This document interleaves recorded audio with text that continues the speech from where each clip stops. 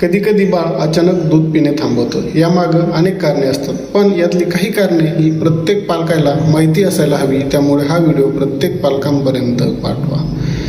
बाळ दूध पिणं बंद करतं, यामागे बाळाची टीथिंग प्रोसेस चालू असते, म्हणजेच बाळाची दात येण्याची सुरुवात असते. यामध्ये बाळाच्या हिरड्या सुजतात आणि बाळाला दूध प्यायला हा त्रास होतो. हिरड्या सुजल्यामुळे बाळ फिडिंग व्यवस्थित करू शकत नाही. तो त्रास कमी होण्यासाठी बाळाला पॅरासिटामॉल हे औषध दिले पाहिजे. त्यामुळे तो त्रास कमी होईल आणि बाळाला फिडिंग घेण्यास मदत होईल. Second, infection. कधीकधी बाळाला एअर इन्फेक्शन होतं. त्याचबरोबर श्वासनलिकेतसुद्धा बाळाला इन्फेक्शन होऊ शकतं. बाळ एकाच वेळी श्वास घेऊ शकत आणि दूध पिऊ शकत नाही. त्यामुळे बाळाला दूध प्यायलाही त्रास होऊ शकतो.